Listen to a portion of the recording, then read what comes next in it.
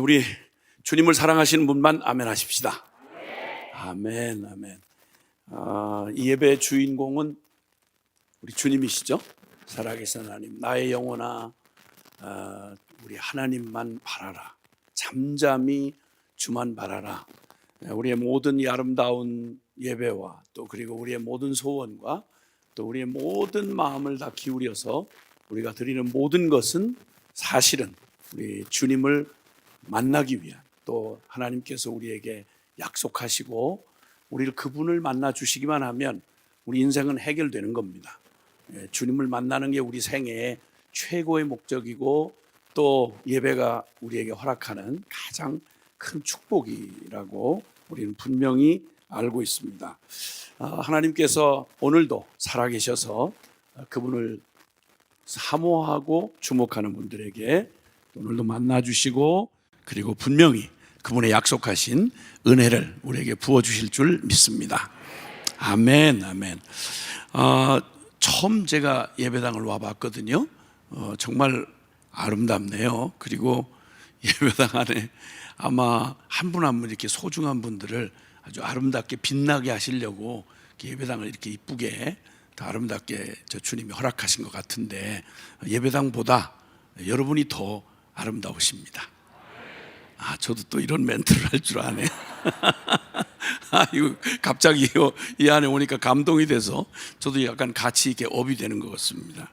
근데 여러분, 이 예배당에 아주 보이지 않지만 잘 평소에 관심을 안 두시지만 굉장히 중요한 장치가 여기 숨어 있다는 것을 아실 거예요. 다른 어떤 것보다도 화재 경보기입니다. 조그만 건축이라도 이렇게 해보니까 이 화재에 관한 그 시설을 이렇게 추가하는 게 상당히 비용이 많이 들더라고요. 그리고 굉장히 엄중하게 또 허가 조건 중에 따로 그 허가를 받아야만 되는 그러한 것이 이게 소방법이라고 하는 게 있는데, 이 소방을 위한 그 불시에 무슨 일이 일어났을 때 그것을 미리 알리도록 최소한 인명 피해는 막아야 되니까 그러니까 이 알람 장치가 이렇게 돼 있습니다. 그래서 화재가 이렇게 딱 위험이 감지되는 순간 알람이 아주 크게 울립니다. 안전 예보 장치죠. 건물 안에도 그렇게 사람을 위한 건물이라고 그러면 가장 중요한 게 인명이니까 우리 요즘에 한국 사회가 워낙 이런 안전 문제를 가지고 온통 그냥 늘 맞이하는 일인데도 불구하고 한번 당할 때마다 온 나라가 발칵 뒤집힐 만큼 난리를 칩니다. 안전 예보가 제대로 돼 있지 않았고 거기에 대한 준비가 돼 있지 않았다면 그거야말로 불시에 찾아오는 모든 것을 다 한순간에 끝장내버리는 그런 위기를 피하기 위해서 그냥 참 많은 공을 들이고 비중을 두는 것입니다. 자, 이렇게 건물 안에도 이렇게 알람 장치가 있듯이 우리 인생 안에도 하나님이 참 아주 신비하고 미묘하게 그런 알람 장치들을 아주 섬세하게 해놓으셨습니다. 육체의 고통이라는 선물, 이런 혹시 책 제목을 본 적이 있으신지 모르겠는데 한센시 병이라고 알려져 있는, 더 쉽게 말하면 나병이죠. 문둥병. 이 병이 참 끔찍한 게 그런 이 몸 안에 우리의 몸의 균형이라든지 이 모든 이 몸의 구조를 가장 이렇게 신비하도록 안전 예보 장치를 해놓으신 게 이 고통을 느끼는 그러한 신경 체계라고 합니다. 근데 이 병이 바로 고통을 예고해 주어서 우리가 아무 생각 없이 자연스럽게 행동하는 모든 것에는 소리 없이 이렇게 우리의 위험을 예보해주고 그것을 감지해서 반사작용으로 이어지게 하는 이런 안전장치들이 돼 있는데, 이 병이 무서운 건 바로 그 신경을 갉아먹는 겁니다.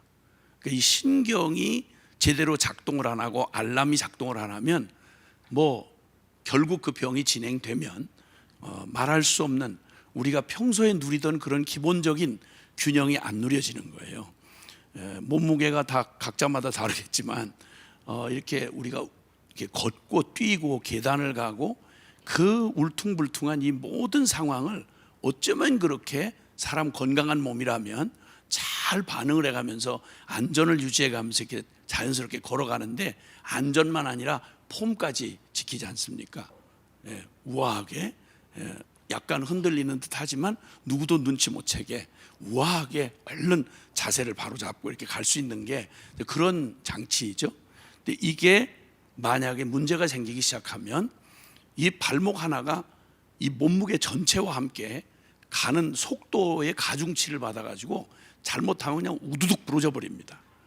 그때 나도 모르는 사이에 그 고통이라는 신경체계를 통해서 고통이 전달이 되면 기가 막히게 정말 신비하게 지어놓으신 주님의 이 모든 몸의 구조가 기가 막히게 전체가 균형을 이렇게 딱 이루면서 그 위험에 대비를 하는 거죠. 이 고통이라는 선물, 이걸 쓴 저자가 인도의 그 나병 환자들을 위한 선교 사역을 하던 그 선교사님의 자녀로서 인도에서 살았습니다. 나병 환우들과 같이 살았죠. 그리고 후에 그분이 이제 미국의 국책 사업으로 미국 정부가 어마어마한 비용을 들여가지고 이거 망가진 훼손된 한센시병을 앓는 그런 분들의 이 훼손된 그 고통을 전달하는 이 신경체계를 복원하는 그 일을 지금 현대의학 최첨단의 현대의학으로 그걸 추진했는데 실패로 끝났습니다. 불가능한 실패로 끝났습니다. 자, 그러니까 한 몸 안에, 우리의 몸 안에만 해도 이 고통이라고 하는 게 얼마나 선물인지요. 우리 얼핏 생각하면 이 고통 좀 없었으면 좋겠다. 그래서 이 고통을 잊어버리려고 별짓 다 하죠. 뭐 일단은 수술할 때 마취를 하는 건 뭐 목적이 분명하니까. 그런데 너무 고통스러우면 그 고통이 가져다주는 그 알람의 참 의미를, 이거 화재 주의하세요, 지금 빨리 점검하세요, 그리고 방향을 바꾸세요, 그렇게 하면 안 돼요 라고 하는 신호가 오는데, 이 자체를, 이 고통이라고 하는 이 자체를 막으려고 사람들은 엉뚱한 짓을 합니다. 알람을 그냥 꺼버리는 거죠. 대책을 안 세우고. 이거 미련하기 짝이 없는 거죠. 그래서 이 고통이라고 하는 게 얼마나 하나님으로부터 주어진 큰 선물인지를 그가 절절히 깨닫고, 그분이 고통이라는 선물이라는 제목으로 우리나라에도 번역이 돼서 나온 책입니다. 근데 인간은 육체로만 사는 자가 아닌 건 아시잖아요. 짐승하고 사람을 다르게 지어놓으신 가장 큰 차이가 있다면, 그냥 이렇게 육적인 것에는 하나님의 창조 원리가, 자연 세계에 자연 법칙이 존재하듯이 육체로만 보면 뭐 짐승이나 사람이나 비슷비슷합니다. 근데 사람과 짐승을 절대 같은 선상에다 놓을 수 없는 차이가 있어요. 그게 무슨 차이냐면 영적 존재라고 하는 것입니다. 영혼을 가지고 있습니다, 사람은. 그래서 사람이 육체로만 되지 않았고, 마태복음 4장 4절에 사람이 떡으로만 사는 게 아니요 하나님의 입에서 나오는 모든 말씀으로 사는 줄을 너희로 알게 하려 하심이라. 즉 육체는 그 양식을 먹고 힘을 얻어 육체의 원리를 따라 살아가지만 우리의 영혼은 육체하고 달라요. 그래서 살아계신 하나님, 영이신 하나님을 만나 그분의 진리를 먹고 사는 존재가 영적 존재인 사람인 것입니다. 자, 그런데 육체의 고통이라는 그러한 그 안전 알람 장치를 두셨다면, 주님은 우리의 영적 세계 안에, 내 내면의 이 세계 안에는 주님께서 이 고민이라고 하는 알람 장치를 두셨습니다. 다 가졌는데, 나름대로 할 만큼 다 해봤는데 이거 아니네, 이대로 안 되겠네. 결국 최선을 다했는데 할 만큼, 더 할 게 없을 만큼 내 한껏 내 생애 안에 할 수 있는, 내가 할 수 있는 걸 최선을 다했는데, 더는 할 게 없을 만큼 했는데 참 만족이 오질 않는 거예요. 그리고 내 스스로가 이만하면, 사람들에게 그저 보편적인 가치로 말할 때 이만하면 그 나름대로 칭찬도 얻고 성공도 하고 안전도 하고 이 정도면 됐지 않았나 싶은데, 사람 앞에 설 때는 나름대로 교만도 들어오고, 그리고 또 스스로 자만하는 이러한 것들이 우쭐하는 마음이 있는데, 솔직하게 인간은 그것만으로 된 존재가 아니라서 조용히 내 내면 안에 하나님 앞에 서는 실존으로 우리가 하나님 앞에 서려고 하면 사람 눈은 속여도 하나님은 속일 수 없는 거죠.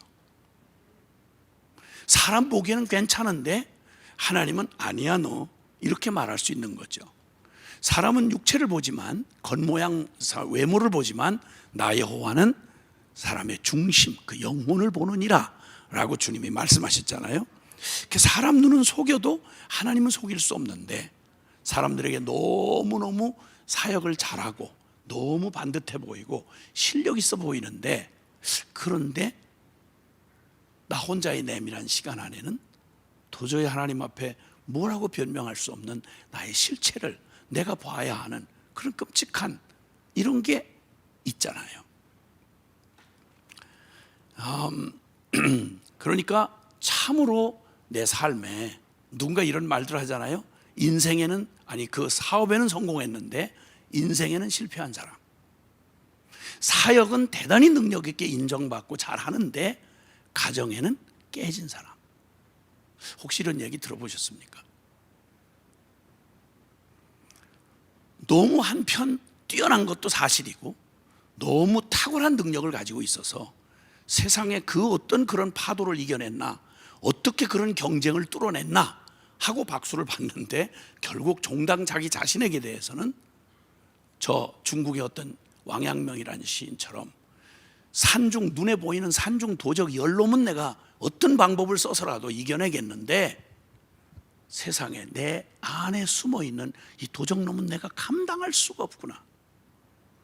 사람이 그렇게 산전수전 겪고 그렇게 강인하게 잘 버틴 것 같았던 사람들이요, 아파트에서 뛰어내립니다. 왜 그럴까요? 아니 실패한 사람이 그렇다면 이해가 되지만 인간으로 볼 때 저 사람 뭘 덜 바랄 게 있을까 싶은데 남이 모르는 그게 있는 거예요.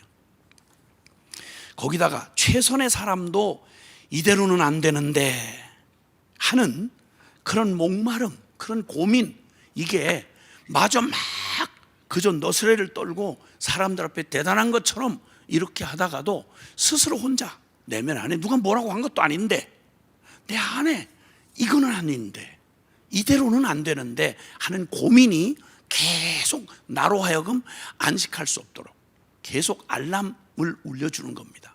너 그만하면 되겠어? 너 그러면 충분해? 이게 사람으로 하여금, 우리로 하여금 겉모습이 너무 완벽한데, 너무 부족함이 없는데, 그런데 최선의 사람이 그쯤 자리에 갔으면, 그쯤 위치에 있으면, 그 정도의 성취를 했으면 더 바랄 게 없을 것 같은데 남이 모르는, 가족도 몰라요, 옆에 같이 사는 부부도 모르고요, 지독한 목마름이 내 안에 나를 그냥 두지 않는 거예요.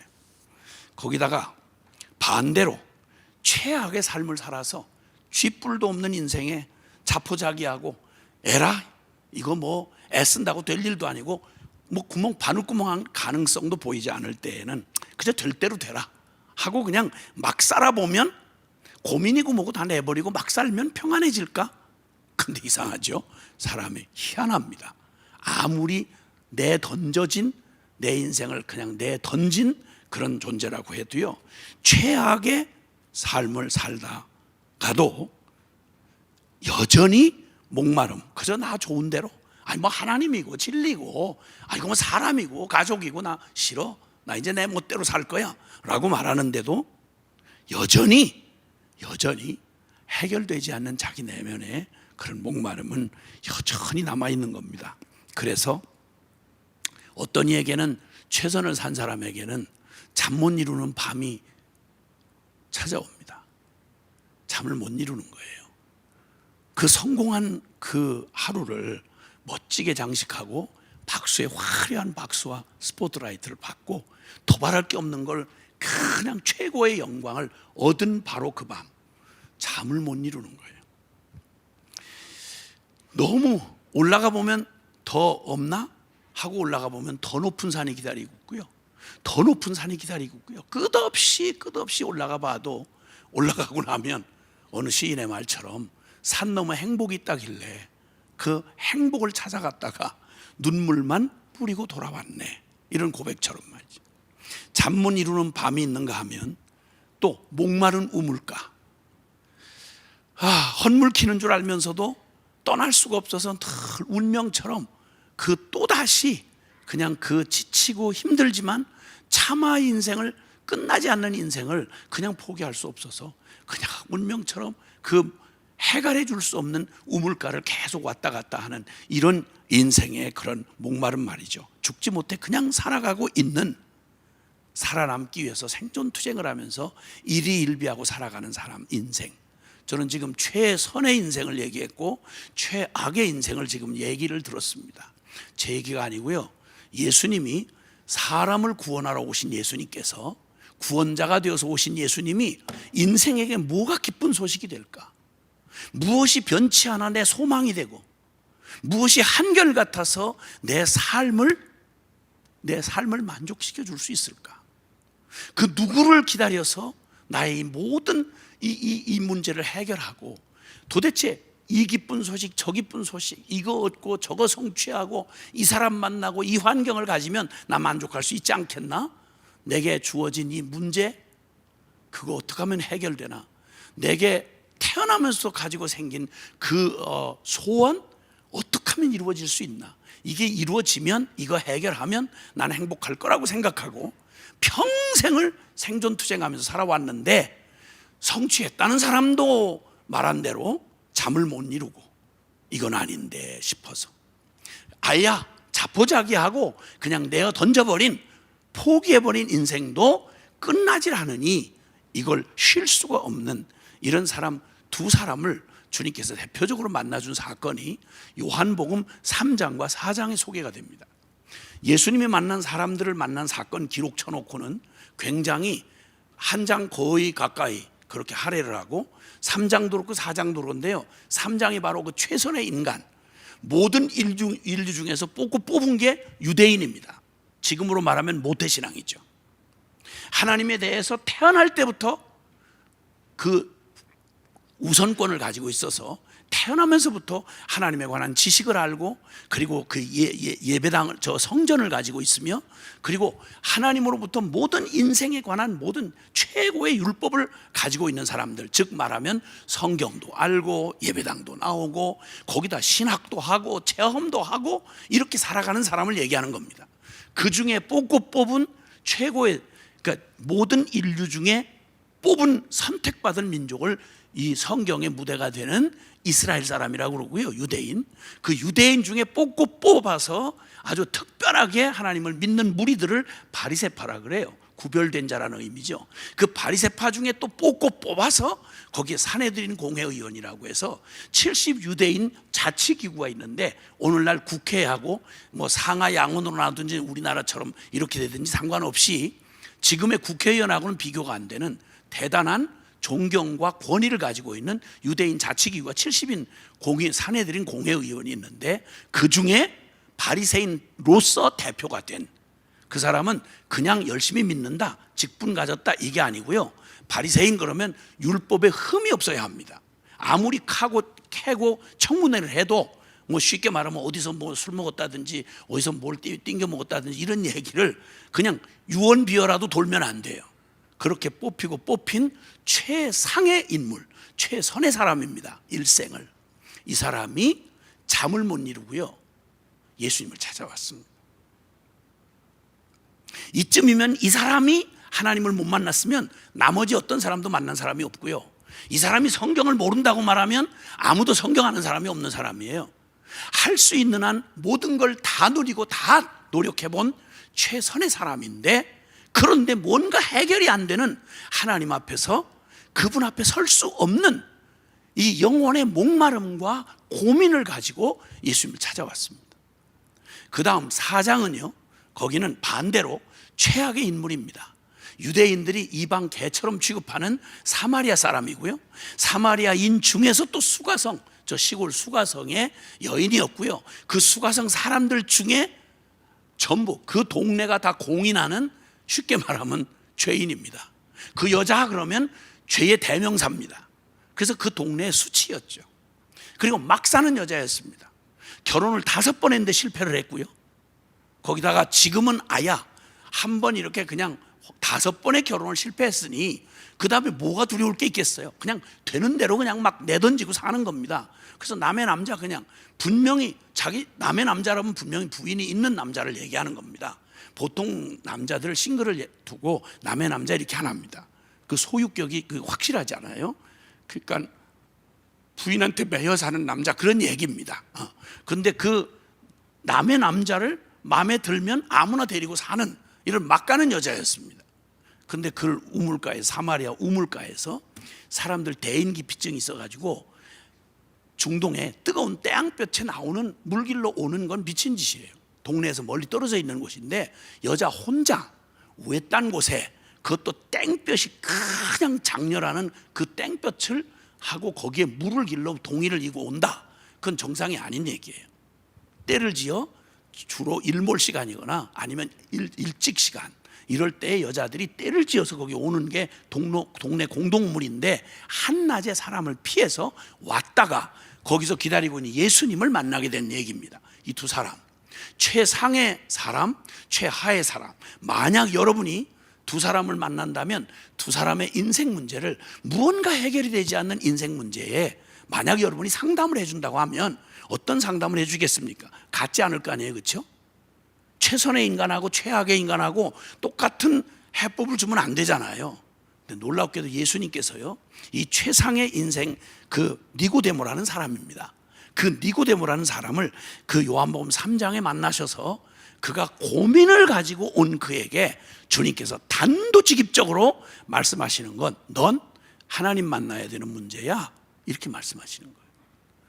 내가 진실로 너에게 이르는데 사람이 거듭나지 않고는 물과 성령으로 다시 태어나지 않고는 하나님을 만날 수도 없고 하나님 나라를 들어가는 건 꿈도 꿀 수 없다, 이렇게 말씀하는 거예요. 그러니까 너의 모든 고민의 문제는 아니 하나님을 믿는다고 다 공인받는 사람인데 그런데 주님이 뭐라고 말하는 거 아니? 저 예배당 나오고 성경학자고 사내들은 공회의원이고 바리새인입니다. 율법 다 지킵니다. 정통 아브라함의 자식입니다. 우리가 흔히 말하는 내가 신앙생활하고 하나님을 믿는다는 증거라고 말하는 걸 다 들이대도 아니라는 거예요. 그 모든 게 의미 없다는 말이 아니라 그 모든 걸 다 가능하게 하려면 살아계신 하나님을 실제로 만나야, 그래야만 예배도 의미가 있고 신학도 의미가 있고 직분도 의미가 있단 말입니다. 그런데 주님께서 내가 진실로 내게 이르노니 사람이 거듭나지 않으면, 다시 태어나지 않으면, born again 하지 않으면 하나님 나라를 구경도 할 수 없다고 그러니까 깜짝 놀래가지고 니고데모가 하는 말이 내 인생 평생 최선을 다해 살았는데 이걸로도 안 된다면 어떤 인간이 되겠습니까? 라는 식으로 물었습니다. 사람이 나같이 늙으면 어머니 뱃속에 다시 들어갔다가 다시 뱃속부터 다시 시작합니까? 라고 이렇게 어리석은 질문을 했어요. 그때 주님이 말씀하기를 육으로 난 건 육이요 영으로 난 것이라야 영이니 내가 네게 다시 나야 거듭나야겠다는 말을 이상히 여기지 말아라. 사랑하는 여러분, 우리가 육체를 가지고 살아가는 우리의 삶은 분명 부정모혈로 아버지 어머니를 통해서 이 땅에 이 육신을 입고 우리가 이렇게 한 일생을 살게 되었습니다. 그런데 육체로 태어난 우리의 육체만으로는 하나님 만날 수 없고요, 허물과 죄로 죽었던 죄인에게는 영의 기능이 깨어져서 영이신 하나님을 만날 수 없는 인생들에게는 두 번의 출생이 필요한데 그게 바로 영으로 거듭나는 것입니다. 이걸 너무도 분명하게 요한복음 3장에 아주 명확하게 말씀하셨어요. 그 다음에 두 번째로 이 수가성 여인에게는 너 버르장머리 고쳐라. 너는 그 음란한 게 문제다. 너 인간이 좀 인간답고 얘기를 해야지. 넌 지금 네 인생의 문제는 너무 꼬였다. 넌 너무 음탕하다. 너는 못 배워서 그렇다. 너는 아주 출신이 사마리아 출신이라 그렇다.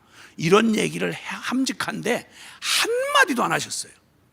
요한복음 4장에 우물가에서 만난 이 비참했던 한 여자, 모든 게 불행의 이유였던 그런 불행을 안고 태어난 것만 같은 그 여자에게 주님은 모든 불행의 원인이 너의 출신도 아니고 너의 행실도 아니고 너의 무슨 국적도 아니다.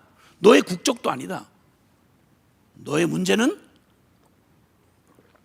그 유명한 말씀 요한복음 4장 그 여자를 만나서 하신 말씀입니다. 요한복음 4장 거기 23절과 24절에 이 산으로도 말고 저 산으로 말고 유대인도 사마리아인도 아니고 예배당 아니냐 바뀌냐 이것도 아니고 너에게 정말 중요한 것은 하나님은 살아계신 영이시니 예배하는 자가 신령과 진리로 예배할지니라. 하나님은 이런 자들을 찾으시느니라. 영과 진리로 살아계신 영이신 하나님을 만나지 않는 한 내 인생의 모든 목마름은 천하 없이 네 인생을 다 문제 해결 소원 성취를 다해서 운명을 바꿔줘도 넌 절대 만족할 수 없다. 왜냐하면 하나님이 원래 저와 여러분을 창조하실 때부터 하나님의 형상으로 지으셨고 하나님 아니면 하나님으로부터 오는 가장 완전한 선과 진리와 영원과 그 순전함이 아니면 우린 절대 만족할 수 없는 너무너무 비싼 존재를 우리를 지으신 거예요. 그러니까 영인 존재를 육으로 채우려니까 이게 채워지질 않는 거죠. 그래서 동일한 대답을 해주시는데 너에게 필요한 건 너의 인생 문제는 그런 남편 잘못 만난 것도 아니고 결혼 실패한 것도 아니고 네가 동네에 참 너무 재수없는 동네에 태어난 것도 아니고 환경도 소원도 아니다. 너의 불행은 살아계신 하나님을 만나지 못한 게 불행이야. 아멘.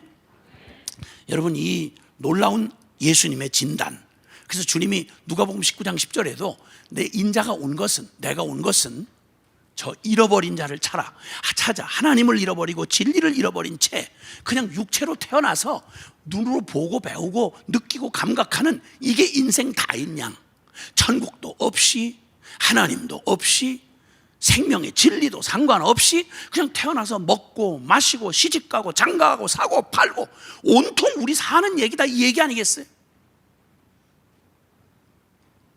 예수님이 수많은 세상에 종교가 많은데 거기에 종교 하나를 덧붙이기 위해서 오신 분입니까? No. 나는 잃어버린 자를 찾아 구원하려고 왔다라고 말씀하고 나는 의인을 부르러 온 게 아니고 죄인을 불러 회개케 하여 생명 구원을 얻게 하려 함이라. 예수님은 조금도 초점을 놓쳐본 적이 없습니다. 예수님이 보시는 모든 인류는 최선이든 최악이든 그들은 똑같이 하나님을 만나지 않는 한, 하나님을 만날 수 없는 한 그들의 어떤 것도 복음이 될 수가 없습니다. 그러므로 이 모든 인생에게 주시는 예수 그리스도의 복음은 아주 명확하고 확실합니다. 사람이 내가 잠 못 이루는 밤을 경험해 보고요, 진지하면 인간이 좀 진지하게 고민을 해본 사람이면 최선인 니고데모가 잠을 못 이루는 갈등을 가지고 사람들에게 인정을 다 받고 더 얼마든지 입 싹 씻고 편안하게 그렇게 살아갈 수 있는 사람인데 하나님 앞에서는 그럴 수가 없는 거예요. 이 고민을 숨기지 않고 예수님을 밤에 찾아왔습니다. 막 되는 대로 살았던 인생, 자포자기했던 자기의 삶이 뭘 더 기대할 게 있겠나 싶은데 난데없이 예수님이 사마리아 우물가에서 이 막 살던 최악의 여인을 만나가지고 대화를 하는 중에 너 목마르지? 너 우물가 계속 찾아와도 목마르지? 이 물을 마시는 자는 다시 목마르려니와 내가 주는 물을 먹는 자는 영원히 목마르지 아니하리라. 아멘. 그러니까 뭔가 차원이 다른 얘기를 하시는 거예요. 이 여자가 태어나서 수많은 사람, 아니 남편 결혼 5번 했다는 게 똑같은 남자가 없을 텐데 어떤 사람인들 경험 안 해봤겠어요? 근데 누구도 그를 이 땅에 태어나게 해줬던 부모부터 시작해서 주변에 처음부터 사마리아 수가성 여인이 됐겠습니까? 누가 처음부터 노숙자 되고 싶어도 됐겠습니까? 누가 처음부터 실패한 인생 살려고 작정하고 온 사람이 있겠습니까? 다 꿈을 꾸지요. 다 아름다운 희망을 갖죠. 소망 갖죠. 애를 써봤죠. 그런데 아무리 발버둥 쳐도 벗어날 수 없는 운명의 덫을 깨닫는 건 그렇게 나이 많이 안 돼도 금방 알 수 있습니다. 인생처럼 허무한 게 없다는 것쯤은 조금 진지하게 살아보신 분이면 금방 알 수 있습니다. 참 나라는 존재가 무능하구나, 진짜 무지하구나. 내가 뭘 굉장히 아는 것 같은데 여러분 정작 알아야 될 건 몰라요. 내가 누군지를 어떻게 알아요? 내가 어디서 왔는지, 앞으로 어떻게 되는지 혹시 안다면 혹시 바꿀 능력은 있나요? 아니 다른 얘기 다 폐일원하고 히브리서 9장 27절에 사람이 한 번 죽는 건 하나님이 정한 법이요, 그 후에는 심판이 있으리라, 이렇게 말씀했어요. 예수를 믿든 안 믿든 아무리 펄펄 뛰고 난리를 치고 교만을 떠고 벼색 난리를 쳐도요, 반드시 죽어요. 죽으면 성공이 무슨 의미가 있죠? 죽으면 그 아름다운 미모가 무슨 의미가 있죠? 그 대단한 학벌이 무슨 의미가 있어요? 솔직히 죽는데, 죽으면 끝나는데. 근데 그 끝이 죽음이 끝인가 했더니 그 후에는 영원한 심판이 있다는 거예요. 그러면 여러분, 이 죽음 앞에 의연하게 죽음을 맞이할 사람이 누가 있습니까? 아무도. 스탈린이도 이 죽음을 못 피해갔어요. 히틀러도, 수천만을 죽였던 히틀러도, 모태똥도 별색 난리 발광을 쳐도 그는 절대 이 죽음이란 덫을 피해갈 수가 없었습니다. 지금 묻히지도 못해요. 방부제를 계속 넣고 관에다가 계속 썩지도 못하게 만들어가지고 지금 스탈린 그 구멍에 못 들어가요. 땅에도 못 들어가요. 썩지도 못해요. 지금 김일성이 마찬가지고 김정은이 마찬가지입니다. 여러분, 세계 히랍에 대절했던 알렉산더는 더 정복할 땅이 없다고 객기를 부리면서 눈물 흘리고 폼을 잡고 웃기는 짓 하다가 나이 33살에 목이 물려 죽었습니다. 역사의 대영웅이라던 히랍의 대제인 알렉산더가 그랬다, 이 말입니다. 이 죽음을 피해갈 사람 아무도 없습니다. 그럼 죽음 앞에 내 의미는 뭐죠? 이렇게 애를 쓰고 난리를 치다가 빠르든 늦든 다 해봤자 100년 앞뒤로 이렇게 하고 다 죽는데, 이 죽음을 해결 못하고 무슨 객기를 부릴 일이 있겠냐 말입니다. 난 진짜 무능하구나. 그러면 죽음은 그 받아놨다 치고 내가 내 인생의 주인이 안 된다는 거, 내 능력이 없다는 사실은요, 다른 거 다 그만두고 내가 내 마음을 내 마음대로 못합니다. 내 거라면 내가 취할 수도 있고 버릴 수도 있고 바꿀 수도 있어야 되는데, 여러분, 제일 불가능한 게 내가 내 마음을 내가 어떻게 할 수 없다는 거죠. 그렇죠? 너무 슬픈 얘기를 해서 죄송합니다. 내 마음이라니까 조금 또 너무 추상적으로 들리시는가 본데, 그 마음 중심이 안 바뀌는 인간하고 산다는 거 진짜 생지옥입니다. 죄송합니다, 상처를 건드려서. 근데 효과가 제대로 가는 겁니다, 그게. 여러분, 평생을 같이, 그래도 평생을 같이 인연을 엮어서 한 운명이 돼서 살아가는 부부가 다른 사람 다 그만두는 거예요. 대한민국의 무슨 정치인 누구 어떤 누구 이런 거 말고요, 같이 사는, 서로 스스로 선택해서 사는 그 남편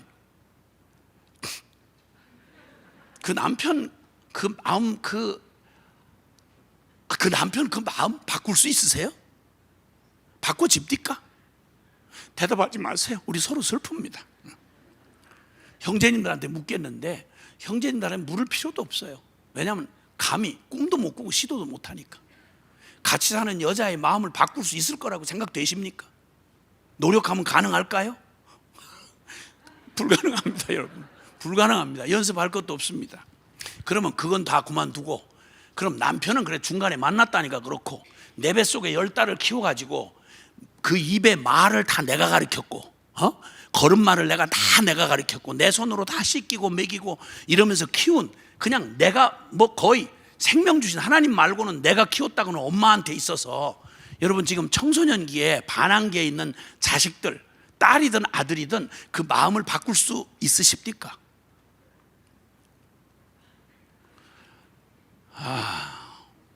인류가 생긴 이래로 엄마가 사랑하는 딸한테 가장 할 수 있는 최악의 저주가 하나 있댔죠. 너무 속색이는데 자기를 너무 쏙 빼다 닮은 그런 딸 때문에 너무 그냥 괴로워서 하다가 너무너무 해도 너무한다 싶어서 그 엄마가 마지막 쏟아놓는 인류의 최악의 저주, 딸한테 하는 저주. 너 시집 가서 너하고 똑같이 생긴 거 그 딸 하나 나가지고 너도 한번 똑같이 당해봐라, 이렇게 하는 게 엄마가 딸한테 할 수 있는 최악의 저주라죠. 저를 쏙 빼다 닮은 딸한테 그 쏙 빼다 닮은 딸을 낳아서 너도 당해봐라, 이게 최악의 저주라고 하면, 내 딸을 내 마음대로, 내 아들을 내 마음대로 그 마음을 못 바꾸면 도대체 바꿀 수 있는 게 뭐가 있죠? 없어요. 인간 아무리 교만 떨고 뭐 잘난 척하고 별짓 다 해도요, 폼 잡아도 인생 다 해봤자 그거예요. 진짜 무능하고 무지하구나. 내 영혼이 잠잠히 하나님만 바라볼 수밖에 없어요. 이건 선택이 아니라 그거 진지하게 인생을 부딪혀 본 사람이라면, 알람을 들어본 사람이라면, 내 영혼의 고민에 알람을 들어본 사람이라면, 그 목마름을 무시하지 않고 술 한 잔으로 때우지 않고 마약 중독으로 팔아먹지 않은 사람이라면, 인생 한번 진지하게 살려고 하는 사람이라면, 겉으로 가면 무도회 하듯이 남에게 멋진 장로, 멋진 권사, 멋진 집사 이렇게 나를 위장하지 않는 한 어떤 영혼도 잠 못 이루는 밤이 남의 얘기가 될 수가 없어요. 니고데모가 그토록 목말랐다면 여러분 어떠신지 모르지만 여러분의 영혼의 상태가 하나님 앞에 정말 고민이 없으세요? 고민을 해볼 겨를도 없나요? 이건 무서운 겁니다. 육신의 병 중에도 이게 이쯤 되면 정말 심각한 병입니다. 초대교회가 앓았던 병이 바로 이 병입니다. 완전히 영적인 문둥병이죠. 라우디아 교회는 예수님이 마음 문 밖으로 이미 그들에 의해서 밀려나셨는데도 그들은 부요하여 부족한 게 없다, 스스로 자만하고 예수님 없는 예배, 예수님 없는 성가대, 예수님 없는 봉사, 예수님 없는 설교, 이걸 기가 막히게 나이스하게 하면서도 우리는 부족함이 없다는 거예요. 주님이 너 차든지 뜨겁든지 해라. 내가 너 견딜 수가 없어. 너를 토하여 내칠 수밖에 없다. 요한계시록 3장 20절에 있는 말씀입니다. 볼지어다 내가 문 밖에 서서 네 마음의 문을 두드리노니 나 좀 너에게 들어가게 해다오. 이게 주여 주여 하는 교회 안에 임한 영적 위기였습니다. 얼마나 많은 알람이 작동을 했을까요? 얼마나 많이 양심이 찔림을 받았을까요? 성경을 읽을 때마다 얼마나 자극이 왔을까요? 근데 늘 항상 듣는 설교니까 아주 강사 조금 뭐 시끄럽고 좀 떠들고 좀 부담스러운 강사를 불러왔구나 뭐 이런 거 한번 하고 땡 하고 지나가면 그만이에요. 여러분 알람을 계속 무시하면 당하는 게 뭐겠어요? 알람 왜 있는데? 큰일입니다 여러분. 그러니까 하도 그거 싫어하면 현대 교인들한테는 가장 먼저 짚어야 될 문제가 바로 이 죽음 문제고 죄 문제고, 그러면 죄사함 문제고 심판 문제고 천국 지옥 문제고, 이게 밥 한 그릇 떠먹는 것보다, 취직하는 것보다, 결혼하는 것보다 훨씬 더 다급하고 중요한 얘기인데도 놀라웠게 신앙생활 몇십 년을 하면서도 이 주제를 한 번도 고민 안 해보고 살아가는 나 이상하고 괴이한 교인들을, 아니 무슨 여기 캐톨릭 성당입니까? 아니면 여기가 절간입니까?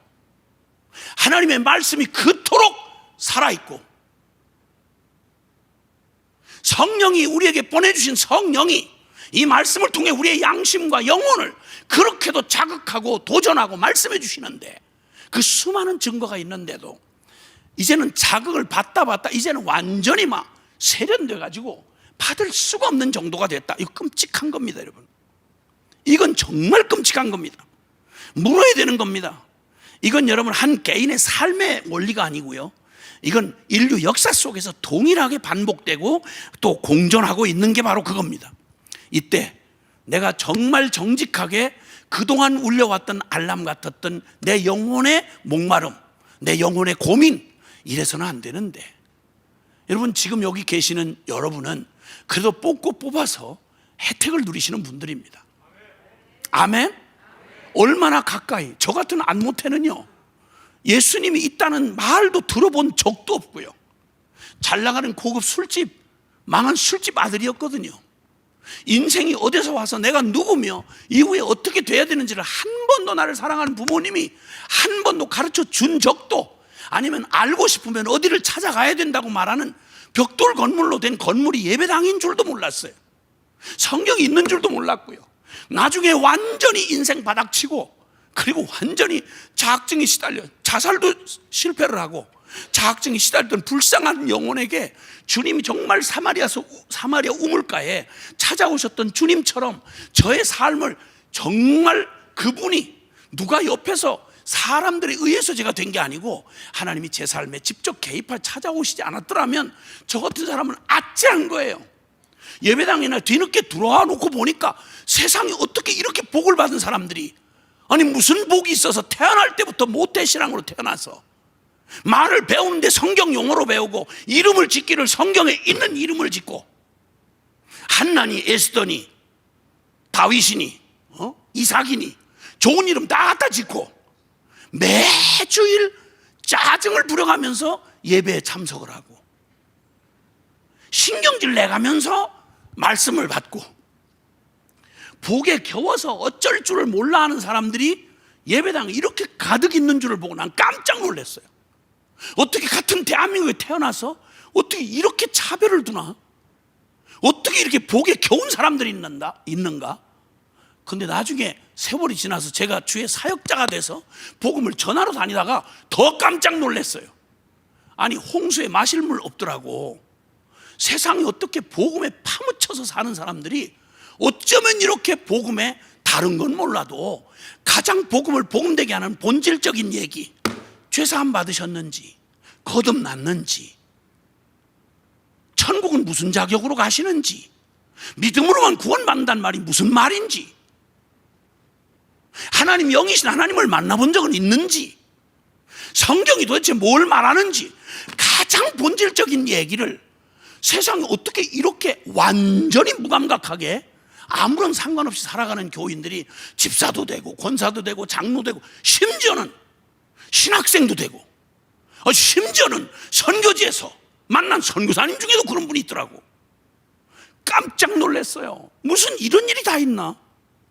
사랑하는 여러분, 이게 너무 어렵고 심오한 얘기라서 모릅니까? 아니요.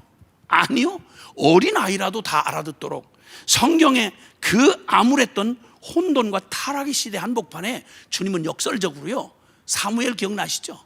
사무엘 처음 들어보세요? 아니 사무엘 들어보셨죠? 한나의 아들 사무엘 말이에요. 엘리 제사장과 거기에 유대 그 하나님의 출애굽한 기적을 누렸던 이스라엘이 전적으로 다 왕창 타락해서 거기에 심판받아 멸한 가나안의 어떤 족속보다 더 더럽게 타락했을 때 마지막 종교 지도자였던 제사장이었던 엘리마저 타락해서 하나님의 음성을 들을 수가 없을 때 젖된 아이가 사무엘이 한나의 그 젖꼭지 물고 있다가 젖대 가지고 서원한 대로 성전에 갔다가 바쳤는데 그때 하나님의 음성이 제사장이 못 듣는 음성을 젖대고 온 아이가 들었다니까요. 아이가, 그게 사무엘상 1장부터 나오는 얘기예요. 나이로 막 알아듣는 게 아니고요, 영으로 알아듣는 거예요. 그러면 교회가 다른 건 다 몰라도 십자가 걸어놨잖아요. 교회는 복음의 핵심이 뭐라고 하는 얘기를 십자가를 걸어놨잖아요. 십자가를 교회가 심볼로 삼는, 교회에 자랑할 게 2000년 역사에 기독교회를 자랑할 만한 상징물이 얼마나 많습니까? 그런데 교회는 어디로 가든 그게 제대로 믿든 못 믿든 기독교를 내세우려면 십자가를 상징으로 삼습니다. 저 십자가 자랑할 게 아니에요. 저게 로마 시대에는 저걸 입에다 올리는 자체가 그건 금기시대에 있었어요. 너무 끔찍한 노예들만 가장 비참하게 잡아 죽이는 사형틀이에요, 십자가가. 근데 인류의 최악의 저주를 상징한 십자가가 어떻게 인류를 구원한 마지막 기쁜 소식의 핵심이 되냐 말입니다. 고린도전서 1장 18절에 십자가의 도가, 십자가의 복음이 멸망하는 자들에게는 미련한 것이요 구원을 얻는 우리에게는 하나님의 능력이 됨이라.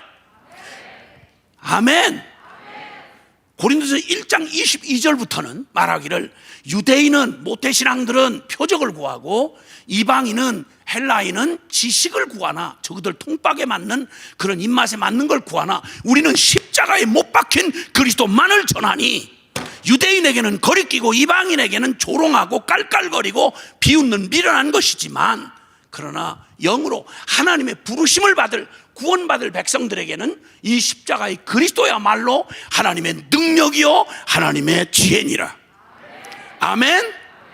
심지어 이 복음의 가장 뛰어나고 위대한 복음의 통로가 됐던 신약 성경의 거의 대부분을 기록한 사도 바울은 성령 안에서 갈라디아서 6장 14절에 말하기를 그러나 내게는 예수 그리스도의 십자가 외에는 결코 자랑할 것이 없다. 십자가 복음을 높이 들고 이 땅에 소망 없는 최선의 인간도 안 되고 최악의 인간은 더군다나 안 되는 이 절망의 인류를 향해서 하나님이 세상을 이처럼 사랑하사 그 하나밖에 없는 아들 독생자를 십자가에 내어 주기까지 우리를 사랑하신 십자가의 구원의 복음이야말로 이 모든 인류를 어떤 희망도 보이지 않는 절망에 놓인 이 심판받은 세계를 저 멸망치 않고 영생을 얻게 하려 하심이라. 아멘.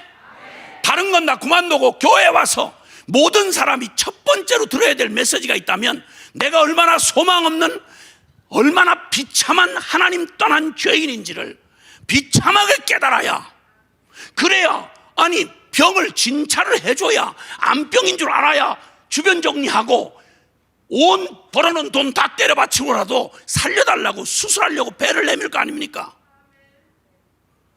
암덩어리를 갖고 온 사람한테 마음을 평안히 계십시오, 가지십시오. 긍정의 적극적 사고방식을 가지십시오. 잘 될 겁니다. 하나님이 사랑하니까 괜찮아요. 있는 모습대로 잘 될 겁니다. 뭐가 잘 돼요? 암 잘 키워서 뭐가 잘 된다는 얘기요?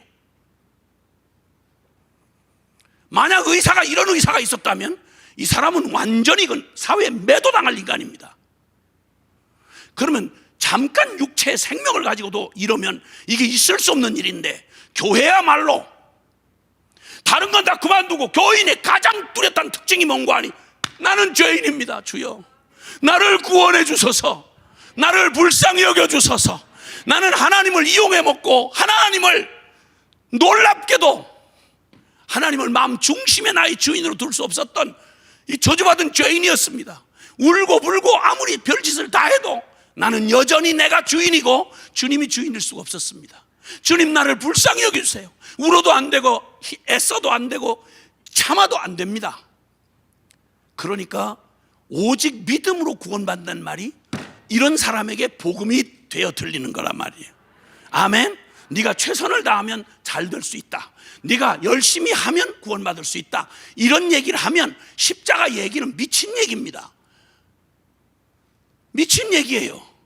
왜 십자가가 복음이 되어야 하느냐면 내 편에서는 전혀 희망이 없어야 되는 거기. 이걸 깨달을 때 비로소 하나님의 저 말할 수 없는 은혜의 그 복음, 세상을 이처럼 사랑해서 구원할 길이 다른 길이 없으니 우리의 저주받을 우리의 운명을 예수님이 내 이름표 달고 내가 되어 십자가의 저주와 심판을 끝장내 주신 대속의 주님이 되실 때 비로소 하나님 앞에 나아갈 길이 열린다 이 말입니다. 아멘. 이 복음 전해주러 예수님이 친히 오셨고 그 약속을 어기지 아니하시고 끝내 주님 그 놀라운 일 계속 문둥병자 고쳤으면 아마 어마어마한 군중을 데리고 다녔을 거예요. 치유만 하셨더라면 얼마나 인기 있었겠습니까? 근데 짧은 3년 반 공생의 기간에 사복음서를 편견 없이 읽어보신 분이면 신학 연구까지 하실 필요 없어요. 그건 연구하실 수 있는 분들이 연구하고요, 그분들이 연구해서 밝혔다고 성경이 진리가 되는 게 아니고요, 성경은 원래부터 진리예요. 아멘. 그 성경에서 사복음서를 읽어보시면 사람들 모두가 예수님을 보고 열광했습니다. 어마어마했습니다. 이스라엘 임금 삼겠다고 했어요. 왜? 기적의 떡 만들어주죠. 병 고쳐주죠. 죄인들 막 조건 없이 사랑해 주시죠. 뭐가 문제겠어요? 새카맣게 밀려왔습니다. 그때 주님께서 본론을 내기 시작했어요. 너희는 지금 한 끼 기적이 필요한 게 아니고 잠깐 병 고쳐주는, 육신의 병 고쳐주는 게 아니라 너는 영원히 살아계신 하나님을 만나야 되는데 너는 존재적으로 죄인이다. 너희 죄를 해결해주고 새 생명을 주기 위해서 옛 생명, 옛 자아의 육적 생명은 하나님 앞에 심판받아 도저히 하나님 뜻대로 살아갈 수 없는 너는 예수님의 십자가에서 죽음을 넘겨져야 되고, 이제는 성령이 너희 안에 오셔서 예수님의 새 생명을 전부로 받아 내가 이제 사는 거 아니요, 내 안에 그리스도가 사시는 이 놀라운 진리를 믿음으로 받고 살아가는 삶 외에는 희망이 없다. 이 얘기를 주님께서 결론으로 말씀을, 십자가의 복음을 내놓기를 시작하면서부터 그 수많은 군중들이 다 떠나가기 시작했습니다. 그때 제자들만 덜렁 남았을 때 주님이 십자가 본론 얘기를 제가 오늘 얘기하는 것처럼 이렇게 말하니까 그 인기는 하루아침에 처박혔습니다. 다 떠나갔습니다. 나중에는 욕을 하고 귀신 들렸다고 하면서 예수님 앞에 그러고 떠나가는 장면을 사복음서에서 어렵지 않게 여러분 읽으실 수 있어요. 그때 주님이 물었습니다. 너희도 떠나려느냐고. 제자들만 남았을 때 너희도 가려냐 하고 물었어요. 그때 베드로가 이렇게 성령 안에서 이렇게 대답합니다. 주여, 영생의 말씀이 주께 있사오니 우리가 주를 떠나 어디로 가겠습니까? 아멘. 여러분, 교회가 위기를 지금 지나가고 있습니다. 코로나 팬데믹 상황은 갑작스런 팬데믹 자체가 위기가 아니라 이전부터, 저는 20년 전부터 여러분에게 지금 아마 나눠드렸는지 모르겠는데 복음기도 신문이라고 하는 신문을 제가 선물로 갖고 왔는데 그 돈 안 받으니까 그냥 한 부씩 선물로 받아가시길 바라요. 그런데 20년 전부터 제가 이 복음을 이 관점에서 보고 나니까 깜짝 놀라겠는 거예요. 저는 안모태 출신으로 예배당 안에 들어왔으니까 교회가 다른 여타 종교하고 다른 사회 철학이나 종교하고 다른 게 뭔가, 교회를 교회되게 하는 이 생명이 뭔가, 이걸 주님을 만났으니까, 십자가의 복음을 만나고 들어왔으니까 모든 사람이 다 그렇게 소중하게 생각하고 그거에 관한 한 모두가 다 그걸 생명으로 믿고 그걸 누리는 줄 알았습니다. 깜짝 놀란 거예요. 깜짝 놀란 거야. 어떻게 모태신앙이 단 한 번도 고민 없이 왜 예수님이 나를 위해 십자가에 죽어야 될 만큼 내가 죄인인지를 고민 한번 해본 적이 없는 거예요. 모태신앙만 그런가 했더니 세상에 교회에 약물의 본이 되라고 세운 게 장로님 아니에요? 다른 사람은 다 몰라도 장로님만이야. 교회가 도대체 생명이 뭐며 교회를 교회되게 하는 게 도대체 뭔지를 누구보다 알았어야 될 사람들이 장로님 아니겠어요? 하나님, 살아계신 거룩한 하나님을 존재적인 죄인놈이 어떻게 만나? 무슨 자격으로? 죄인이 거룩한 하나님을 다이렉트로 만나면 그건 심판이에요. 그냥 곧바로. 예수 그리스도의 십자가를 통하지 않고는 절대 하나님을 만날 수가 없어요. 이 복음을 그렇게도 알아듣도록, 3살짜리도 알아듣도록 다 말한 이 복음이 어떻게 그 많은 지식을 다 갖고, 그 경험을 다 갖고, 그 모든 직분을 다 갖고 어떻게 다 회장님이고 총장님이고 교수님이고 검사, 판사, 장로님들 절비해요.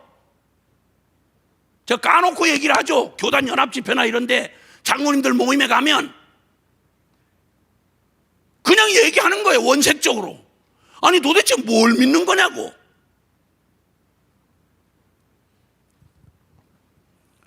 (20년) 전부터 다시 복음 앞으로 돌아가자고 외치기 시작했습니다. 비명이라도 질러야 되겠다고. 그래 급기야는 다들 수치상으로는 인정을 하면서도 결론으로는 그래도 우린 정통, 그래도 우리는 대단한 신학, 그래도 우리는 굉장한 예배당. 근데 여러분, 이거 다 소중하고 하나님 선물이지만 본질을 빠져버리면, 여러분 아무리 육신 건강한 젊은이도요, 숨 걷어가 버리면 송장이에요. 무서운 송장이에요. 주님이 하신 말씀입니다. 소금이 맛을 잃으면 무엇으로 짜게 하겠냐고. 소금이 맛을 잃으면 무엇으로 짜게 하겠냐고. 그게 무슨 소금이냐고. 교회가 인류의 마지막 희망의 복음을 가지고 있는 교회가, 다른 건 타락할 수도 있고 다른 건 흔들릴 수도 있지만 등대불이 꺼지면 그 바다에, 풍랑 있는 바다에게 배는 끝장이에요. 교회가 타락을 하고 교회가 흔들려 버리면 우리 죄인들은 어디로 가죠? 우리 죄인들은 어디로 갑니까? 어디 가서 구원을 얻습니까? 누구를 붙들고 나를 구원해달라고 말할 수 있습니까? 교회는 인류의 마지막 희망이에요. 교회는 모든 죄인들이 마지막 붙들 구원의 줄이라고요. 교회를 교회되게 하는 건 바로 이 복음이라고요. 복음. 할렐루야. 이 주님의 이 복음을 가지고 주님께서 오셔서 혼돈되지 않게 하셨습니다. 교회는 너무도 뚜렷하고 분명하게 이 생명의 복음을 만난 사람들. 그래서 교회는 교회 성도라고 말할 때에는, 오늘도 새로 오신 분 계시고 여기 늘 또 초신자들도 계시겠지만, 여러분 분명하게 성도라고 인정을 하려면 보통은 세례 내지는 침례를 줍니다. 세례와 침례는 내 안에 성령께서 뭘 믿게 하셨는지를 공적으로 교회 공동체 앞에 그 의식을 통해서 확증하는 공개 고백과도 같은 것이죠. 그 세례가 뭐라고 말하는지, 무슨 의미로 받았는지를 로마서 6장 3절 4절에 너희가 예수 그리스도와 함께 십자가의 죽음으로 그의 죽으심과 합하여 우리가 세례 받은 줄을 알지 못하느냐? 그러니까 고치고 개선할 죄인이 아니라 예수님이 나의 대신 죽었다는 말은 저 길 외에는, 하나님의 심판받을 것 외에는 나에게 어떤 희망도 없다는 사실을 깨닫고, 성령께서 그 진리를 보고만 해도 깨닫게 하시고 십자가 앞에 털썩 주저앉아서 주여 나는 이제 소망이 없습니다, 하나님 날 살려주세요.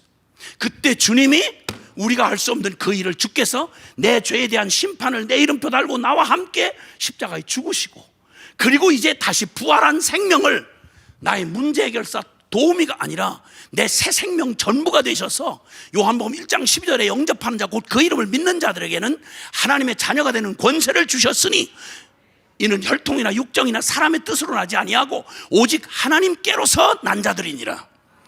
아멘.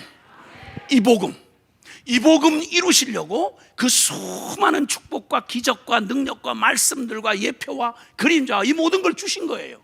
이게 결론이란 말입니다. 오늘 이 예배 중에 수많은 아름다운 예배를 위한 모든 섬김과 예배당과 성가대와 모든 섬김이 있지만, 이 모든 걸 뭘 절제로 하는 거 아니? 하나님이 예배에 함께 임재하시고 우리의 예배를 받으신다는 전제 안에서만 의미가 있는 겁니다. 우리끼리 감동을 받았는데 주님은 안 계셔, 라오디게아 교회처럼. 이런 비극이 어디 있단 말이에요. 이런 끔찍한 일이 어디 있겠냐고. 근데 주님이 그럴 불가능한 우리를 만나주시려고, 하나님이, 세상의 모든 종교는 인간이 신을 찾아가는 종교지만 기독교만은 절대 종교가 아니에요. 하나님이 우리를 찾아오신 거예요. 할렐루야. 그 주님이 우리를 포기하지 않으시고 우리로서는 불가능한 그 구원을 이루시려고 하나밖에 없는 아들을 사람의 모양으로 보내요. 저와 여러분이 되어 십자가에 완전히 하나님 앞에 버려지고 죽임을 당하고 죄에 대한 심판 끝장이 나고, 이제는 내가 아니요 오직 나를 위해 죽었다가 다시 사신 바로 예수 그리스도의 그 새 생명으로 살게 된 사람들, 그들을 통해서 주님은 그걸 믿는 믿음으로, 갈라디아서 2장 20절은 이렇게 우리에게 믿는 사람의 생명의 고백을 이렇게 표현합니다. 제가 한번 할 테니 좀 따라해 주시면 좋겠어요. 내가 그리스도와 함께 십자가에 못 박혔나니 그런즉 이제는 내가 산 것 아니요 오직 내 안에 그리스도께서 사신 것이라. 이제 내가 이 육체 가운데 사는 것은 나를 사랑하사 나를 위하여 자기 자신을 버리신 하나님의 아들을 믿는 믿음 안에서 사는 것이라. 아멘. 신앙생활이라고 말하는 신앙생활을 뭘 신앙한다는 말이냐? 무슨 믿음을 가지고 산다는 말이냐? 긍정형 적극적 사고방식이 아닙니다. 모든 종교가 다 믿음을 가지고 있어요. 근데 기독교의 믿음은 절대 자기 정신통일이나 아니면 긍정의 힘, 적극적 사고방식이 아닌 심리학이 아니란 말입니다. 영원히 달리될 수 없는, 영원히 이 역사 속에 분명히 실제가 된 예수님이 내 이름표 달고 내가 되어 죽으시고, 그분 죽을 때 나 함께 죽었고, 그리고 이제는 그분이 부활하셔서 부활한 새 생명 성령으로 내 영 안에 오셔서 죽었던 내 영의 주체가 되셔서 이젠 예수 생명으로 살아가는 자, 내가 사는 것 아니요 오직 내 안에 그리스도께서 사신 것이라. 할렐루야. 이걸 믿는 믿음으로 살아가는, 믿음에서 구원받고 믿음으로 살아가는 이 삶이 신앙생활이다. 이게 기독교인이다. 이게 거듭난 영의 생명이다. 그런 말입니다.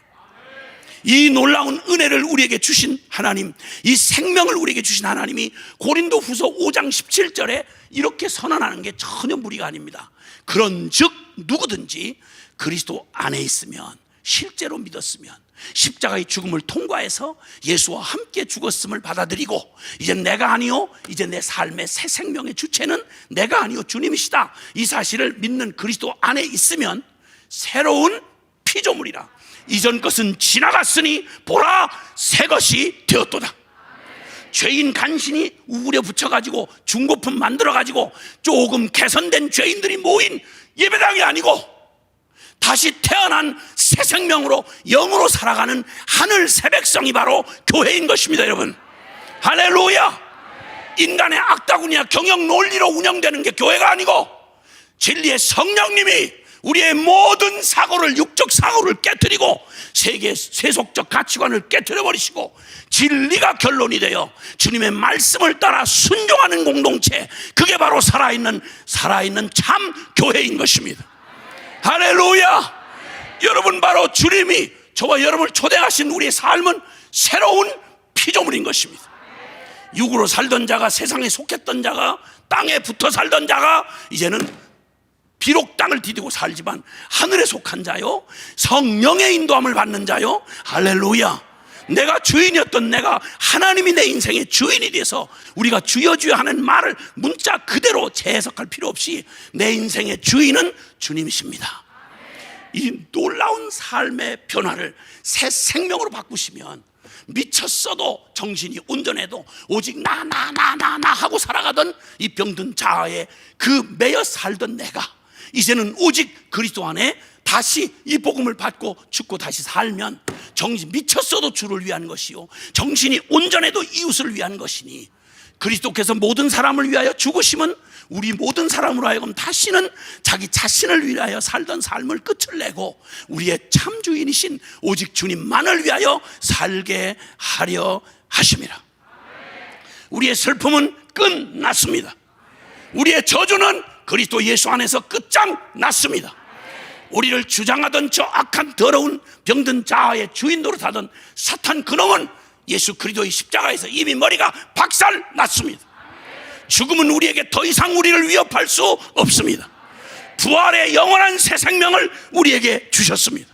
그리스도 안에서 우리에게 주신 겁니다. 우리는 땅을 디디고 살지만 하늘에 속한 주의 백성인 것입니다. 우리의 모든 슬픔의 눈물은 이제는 의미를 잃었습니다. 이제는 울 때 눈물의 의미가 달라졌고, 애를 쓰되 우리는 우리가 중심이 됐던 우리 애씀은 끝장이 났습니다. 오직 주님 안에 안식할 수가 있게 된 것입니다. 오늘 이 교회 2022년 그 표어를 주보에서 보면서 정말 감동이 됐습니다. 나의 영혼이 잠잠히 하나님만 바라며.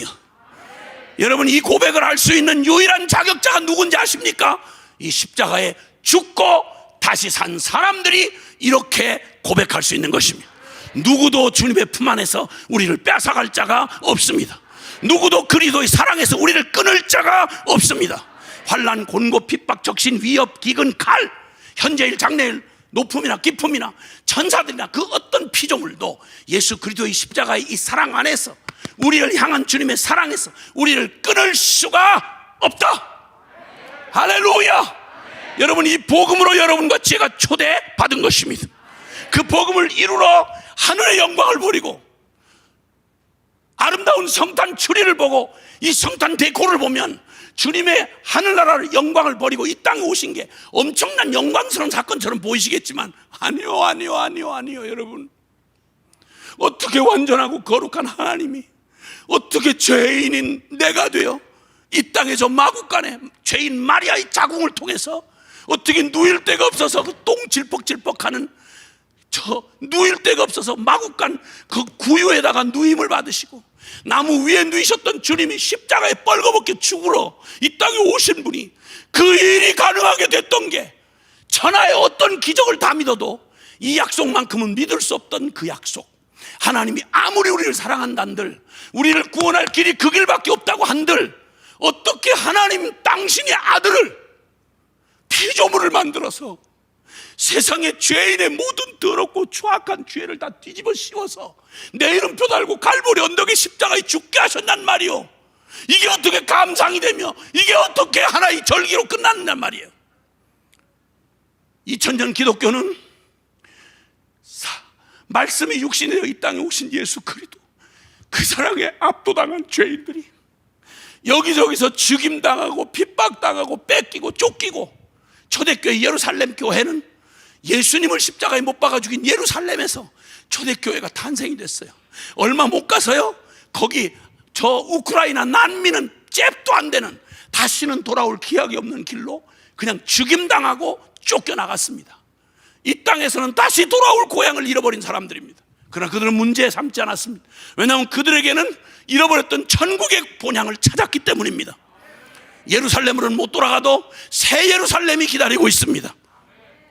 사람과 가족에게는 버림받았어도 우리를 영원한 신랑 되신 예수 그리스도가 우리를 순결한 신부로 삼으신 그분이 세상 끝날까지 나를 결코 떠나지 않는다는 약속을 지키시며 성령으로 함께 하시는 그분이면 충분했습니다. 예배당도 없었고 신학교도 없었고 완성된 성경도 없는 채로 300년 동안을 그 기가 막힌 유리하는 삶을 살았으나 누구도 그들의 그 푸르고 청청한 주님 사랑하고 복음이 결론이 된 그들의 삶을 발목 잡을 수가 없었습니다.